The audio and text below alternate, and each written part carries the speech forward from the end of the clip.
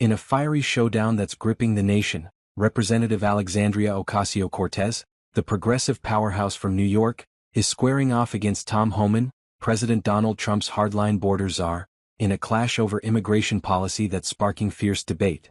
The tension, which erupted after Ocasio-Cortez hosted a Know Your Rights webinar in February 2025 to inform migrants in her district about their legal protections when facing Immigration and Customs Enforcement (ICE) agents, has escalated into a high-stakes confrontation.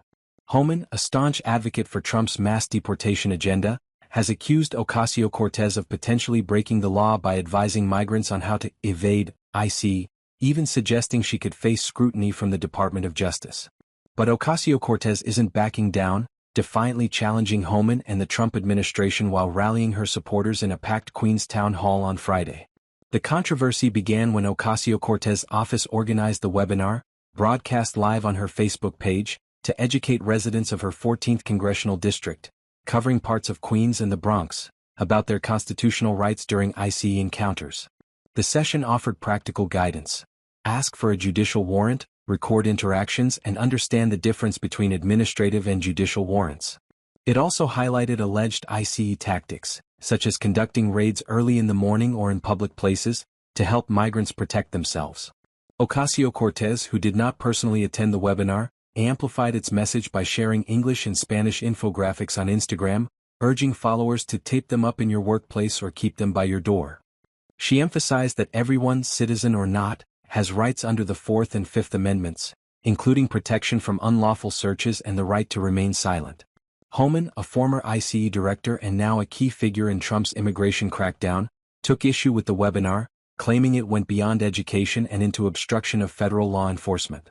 In a series of media appearances, including on Fox News, The Ingram Angle, and Sunday Morning Futures, Homan argued that Ocasio-Cortez was teaching migrants how to evade arrest, potentially violating federal statutes like Title 8 U.S.C. 1324, which prohibits harboring or concealing undocumented immigrants. I sent an email to the Deputy Attorney General, Homan revealed, questioning whether her actions constituted impediment to ICE operations. Is she crossing the line? Maybe AOC is going to be in trouble now, he warned, adding that he's seeking clarity from the DOJ on where the legal boundary lies. Homan further escalated his rhetoric, calling Ocasio-Cortez the dumbest congresswoman ever elected, and claiming her efforts could shield sexual predators and other criminals from deportation. Ocasio-Cortez fired back with characteristic boldness. At the Queens Town Hall, attended by hundreds with an overflow room for those unable to get in, she addressed Homan's threats head-on. Tom Homan said he was going to refer me to DOJ because I'm using my free speech rights to advise people of their constitutional protections, she declared to a cheering crowd. To that I say, come for me, do I look like I care? The audience erupted in applause as she asserted, there's nothing illegal about it, and if they want to make it illegal, they can come take me. Ocasio-Cortez framed her webinar as a lawful exercise of First Amendment rights, a stance supported by legal experts who note that Know Your Rights sessions are protected free speech and have been hosted by other Democratic lawmakers without issue. The Congresswoman didn't stop at defending herself.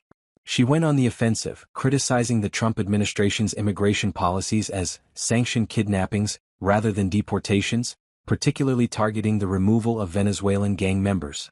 They do not have carte blanche to enter, she said, reiterating that ICE agents must present a judicial warrant to enter homes or workplaces. You have the right to turn them away. Her remarks resonated with the audience, who gave her a warm reception, though the event was briefly disrupted by a protester shouting about the genocide in Gaza. The heckler was quickly drowned out by boos and chants of shame, before being escorted out by security. The feud has broader implications, highlighting the deep divide between Trump's aggressive immigration enforcement and progressive resistance. Homan has reported a 137% increase in ICE arrests under Trump compared to the Biden administration, with a focus on criminal aliens and gang members. However, he's expressed frustration with sanctuary cities and leaks that he claims hinder operations.